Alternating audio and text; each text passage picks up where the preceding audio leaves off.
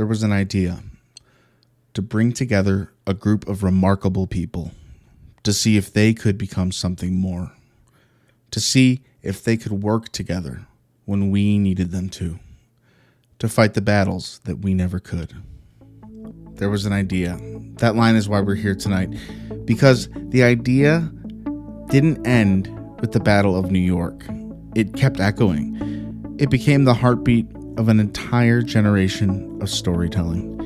Welcome back to Marvel Maniac and MCU Aftershow. This is your host, Eric Sequeira, aka Mr. Honest, back with you for a reflection on Phase 1, how it set up the following stories that are still unraveling, and what made it so special, and the OG phase that set up the Marvel we knew and know today. The MCU has grown, changed, and splintered, and stretched to multiversal proportions. But at its core, that original idea still stands. It's mind-blowing to me that the Avengers itself came out in 2012. That movie was defining for me as a fan of Marvel, and I think anyone who was sitting there for that in theaters knew how truly special it was. It sets up the rest of the Infinity Saga perfectly. However, the intros to the characters, their time is taken. Each character gets the spotlight. Iron Man a little bit more because he's right up there as main character material with Captain America. I'd say in the Avengers, they're the two main characters up to whatever we'll be seeing in Doomsday. We're not here to talk as much about that, but we will touch on it a bit. I loved the Avengers, and it wasn't just because it was the Avengers. It was because of Iron Man, Iron Man 2, The Incredible Hulk, Captain America, the First Avenger, and Thor. These movies built stepping stones into the Avengers, just so that first hint of a crossover, even in the first scene, let's just say with Nick Fury and Eric Selvig meeting Loki. I mean, this was a crossover that we didn't see a lot. There wasn't too many culmination movies like this where a big event is culminated from the previous events of multiple different films. It made you feel special for knowing what came before it, why Loki is attacking Earth, how Iron Man got that kind of cocky swag ego that actually works in the Avengers movie itself because we know Tony from his own films. Thor, still finding himself. Thor is an ever-evolving character, and I love the first few Thors. I think it gets harped on because he's not like Ragnarok Thor always. Thor is a developing character. He's like 1,000 years old, and we get to see him in a place where he's accomplished a lot of stuff, but he's still got to learn a little bit about himself to be completely worthy of that hammer. Captain America, the First Avenger, takes us back to World War II. I mean, we're jumping all over the place, yet we're in just a small series of movies. The constant throughout, we get to meet the Tesseract in Captain America, the First Avenger, and it's a huge part to play in the Avengers. Certain items, decisions, they all lead up to the Avengers in the perfect way. We even meet Hawkeye in Thor, and we meet Natasha Romanoff in Iron Man 2.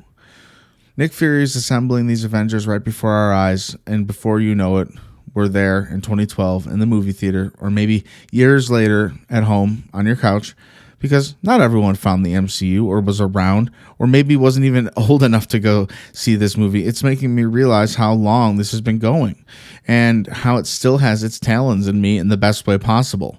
The spark of 2012, it just burns more than 10 years later. It's still here.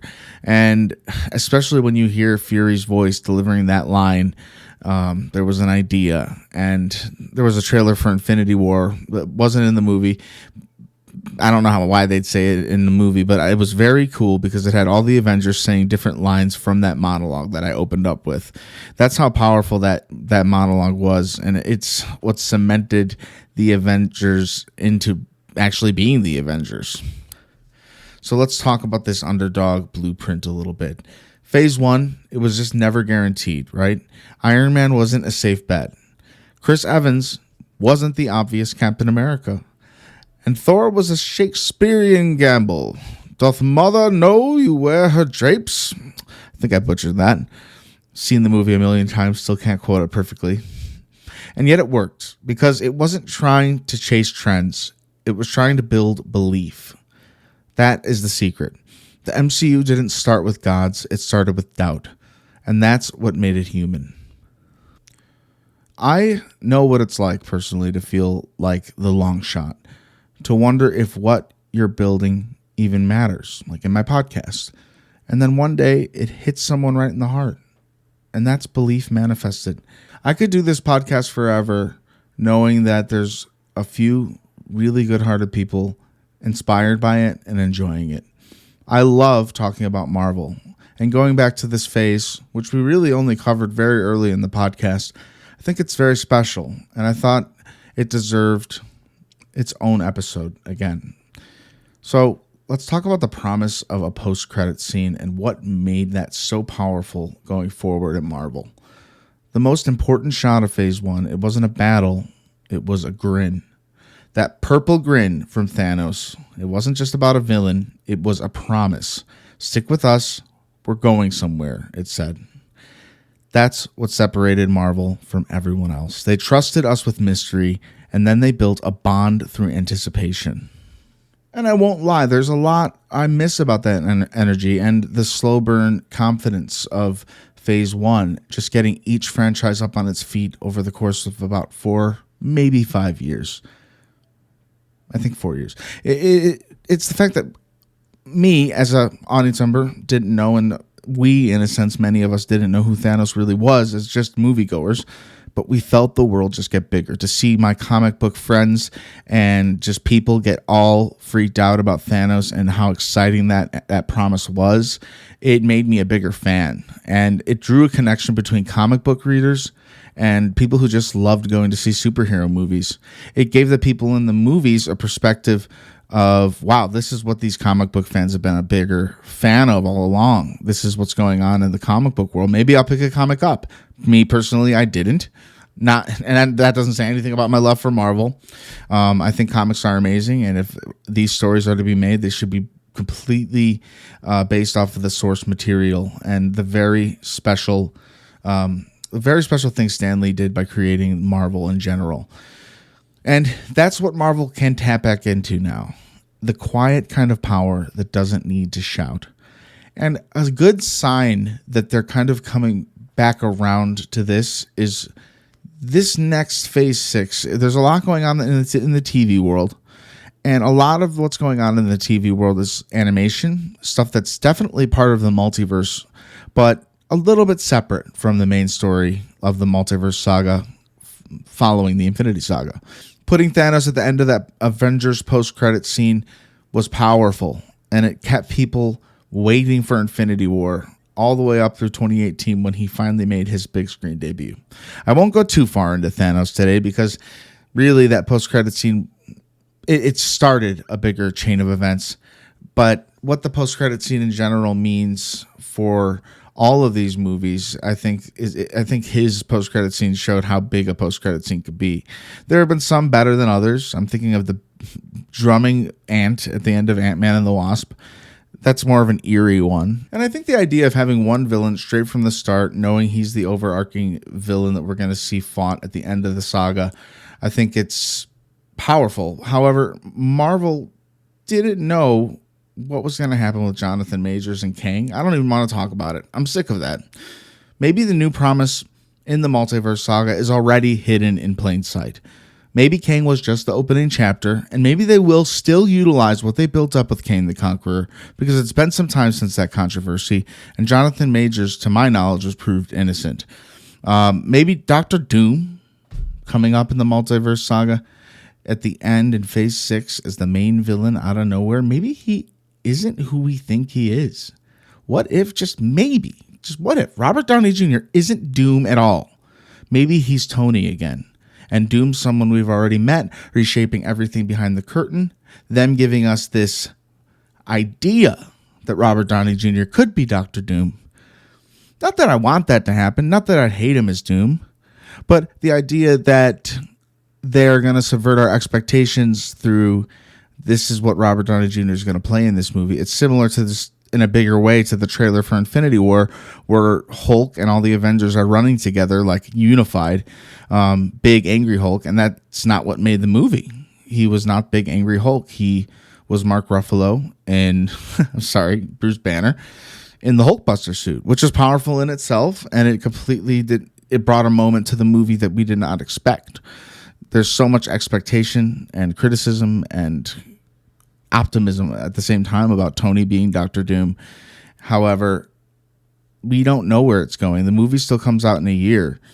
There could be a council of Doctor Dooms. Robert Downey Jr. could have one similar. It'd be something hilarious if they killed him off and revealed someone else that we know behind the scenes has been Doom all along. And this was just to get Robert Downey Jr. out of the multiverse, put him back as Iron Man, and subverting everyone's expectations. What do you think of that? Is that a little too crazy? MarvelManiacPod@gmail.com. Give me your take. It's not that I necessarily want that. I think RDJ is going to kill it as Doctor Doom. I do believe that most likely he's playing Doctor Doom. If they did that Iron Man thing, which I think they very well can still do, they very well can still bring back a variant of Tony Stark's Iron Man, RDJ, I meant to say, and make it work in a way where he's from the multiverse, but he's not the main plot. I sure as hell hope that the iconic shot from the comics that's going viral, that there was a hint that this was going to happen in Doomsday, where Doom rips the spine out of Thanos and his whole skeletal system. He just rips it out of him to show how strong Dr. Doom really is. If he did that with Chris Evans' Captain America or RDJ's Iron Man, that would break the internet in a way. I mean, that would be the heck of a start to a very dark movie. If he does it to a multiversal Thanos, it will still be cool, true to the comics, taking out the big bad in 1 second, showing us how strong the new big bad really is. We need moments like that. And we didn't know it was coming with Loki in the first Avengers. That's the best part. It was a surprise. The ending, the fight, we knew there was going to be a team up. We didn't know how we'd get there. We didn't know how the Avengers would technically avenge Agent Phil Coulson. Before I get back to Phase 1, and without too much speculation into the Multiverse Saga, when this is honoring Phase 1, for me, it's a lot of what Phase 1 groundwork for the rest of the Multiverse Saga and the whole Avengers story. You know, all the phases right now through Phase 6, which is just getting started. So, Phase 1 built towards something monumental because it had direction with conviction. Every film nudged the universe forward, not perfectly, but purposefully. And I'd like to say, you know, the beginning of Phase 1, it wasn't rushed. And I bet they would have gone a little quicker if they could have. But what they did was take out time to flesh out the characters that would soon avenge together. I think that's really powerful, and they let the characters breathe, and they let them sit in their own world, have their own triumphs, have their own defeats, and stories that lead them up to where we're all going, to see them culminate. The Hulk was my least watched just because of recasting is hard for me, but it's something we need to start accepting. I need to start accepting a little bit more, because things like that just happen, and it doesn't have to be a big multiversal explanation. Although I still believe that the first Incredible Hulk was a multiverse movie before we even knew what the multiverse really was. Loki, his existential boldness, and I think him as a villain grew on me every time I rewatched the Avengers along with Thor. The fact that Loki's misguided and he wasn't really a son of Odin, and the emotion that Tom Hiddleston puts into the character, it made for some really great scenes and character building. And that's something I really love about the MCU and how Phase 1 set up world building, character building, and it gives such a strong foundation for everything that's sitting on top of it, which is so much now since the Multiverse Saga especially started. Loki's character development, the grief in WandaVision and therapy of all that, Spider-Man No Way Home celebration of legacy, all go off the heart of Phase 1. The same DNA just mutating with the times. Mutating, by the way. Mutants, coming along. The mutants are going to be joining us very soon. So let's talk actually just a little bit more about the multiverse mirror. Okay. If phase one was construction, the multiverse saga is exploration. It's Marvel asking, what if the blueprint itself had infinite versions? We're not just watching stories, we're watching storytelling experiment in public. And that is so brave. That is science fiction with emotion. Every miss is still a swing, and I'd rather see Marvel take wild card creative swings than play it safe. Cough, cough, I liked Eternals. So, this is what made phase one great as well, if we look back. It wasn't perfection, but it was possibility. It was powerful to see the heroes assemble. It's a simple thing now compared to the giant team up in like Avengers Infinity War. But at the time, I mean, think about how special that was. The success of that movie launched us to where we are today. And I absolutely am a diehard fan for life because of it. Let's talk a little bit more about the Incredible Hulk. So, the forgotten child of phase one, or maybe the secret cousin. People skip it, but go back now, and it's a time capsule. It feels different, sure, new actor, new tone, but maybe that's the point. In a multiversal world, the movie suddenly fits. Maybe one day, for all the continuity freaks like me, they'll make a AI version of Mark Ruffalo taking the spot of Edward Norton, and we get to see him in his own origin. But for now, we can just pretend it's another universe's Hulk. Boom, continuity saved. Everything that happens to Edward Norton and his Hulk happens in our multiverse, our 616, and the one movie we saw his story starred as was from a different universe. That would leave room for Edward Norton Hulk return in Avengers Secret Wars or even Doomsday. That'd be cool. I mean, acknowledge the recasting. Bring back Terrence Howard as Rhodey and have the two Iron Patriots / War Machines duke it out. I think that's the type of stuff that Secret Wars is going to be made of.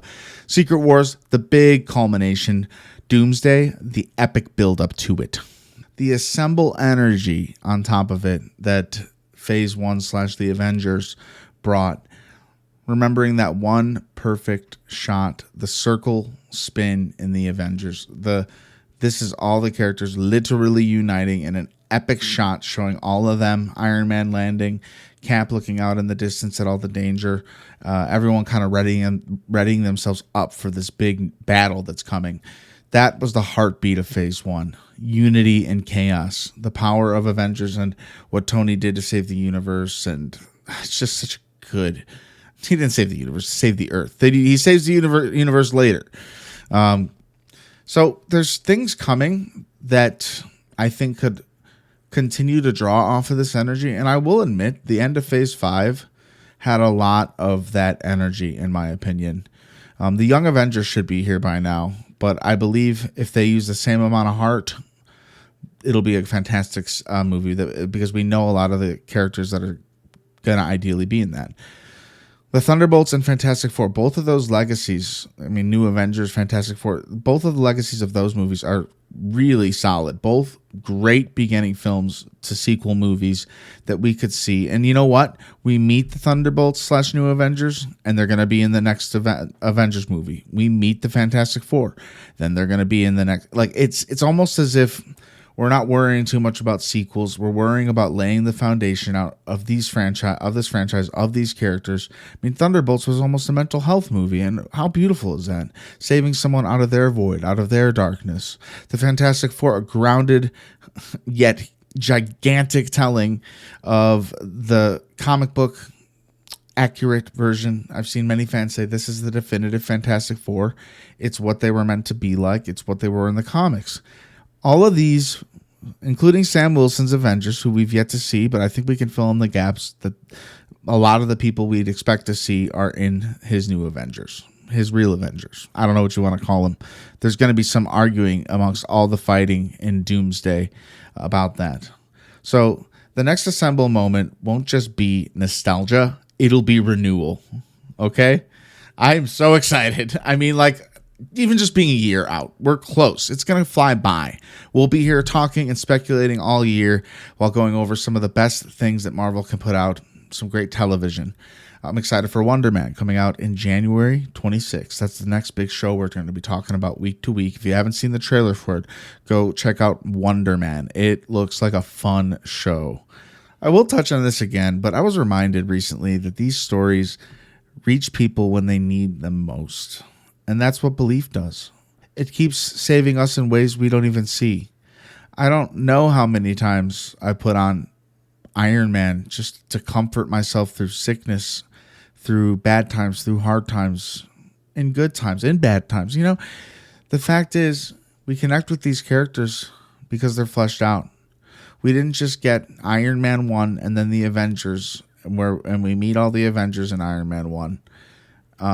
And then they make the event. No, it wasn't rushed. It gave us time to breathe, to love Iron Man as its own movie, not just to lead into something else, taking the time to establish Tony Stark. I mean, I'm kind of riffing and saying some of the things I probably said a couple times before, but it really resonates. Iron Man 1 resonates so much. All of the Phase 1 movies resonate so much with me. I loved Phase 1. And if it were done wrong, I wouldn't be here right now. I mean, there's so many movies that aren't even super greatly loved and criticized from the newer movies that I really did like, because when Marvel takes steps in new directions, I think that's what's so special about them. So we're bound to get a couple of misses to get some of those out of the park hits. I don't know why I always use baseball metaphors so often, but that's just what I do. So, Phase 1 forever, right? Phase 1 worked because it never forgot the audience's role. And we still do care. Until next time, keep the spark alive and keep believing. And remember that the idea was never just about heroes. It was about us. Visit us on our patreon.com/Marvel Maniac. We have mini-sodes. I'm going to start doing something, and it's going to be this. We're going to start releasing older episodes, our mini-sodes, for free. So I'm going to start with 5 new episodes, and every week, as we release a new one more from the backlog will become available. That way, if any of you would like to come to our Patreon channel just to be a part of the community, you don't have to pay a subscription fee. You can to support the show if you want, but it's never expected, beyond appreciated. Michael Finney, I'm looking at you. You might hear me say Michael Finney a lot. That's because this man deserves the praise for listening to all these episodes. I'd say he's an OG here, and he gets all the shout outs. I have someone else I'd like to shout out, but I'd rather get their consent first, I guess. But there's a lot of thanks I could give to even just the people who made these movies, really, because it's just, my spark is still going. I believe yours is too, if you've listened this long into this podcast. It's just so perfect, the Marvel Cinematic Universe, and all its flaws, all its messy glory. Deadpool and Wolverine, for example, that was an insane movie to drop during this saga, and it had the same heart as a Phase 1 movie, if you ask me. We will truly see if that smile from Thanos matches the post-credit scene of Fantastic Four, spoilers, where we see the back of Doctor Doom talking to Baby Richards of the Fantastic Four. There's a lot of setup going on here, and we're seeing comparisons. We will see if it all plays out. No matter what, Phase 1 forever. That's what matters. Thank you so much for being here. Your dedication as a listener means that the world, and you being here means everything to me. Until next week, same time, same place. Avengers, disassemble.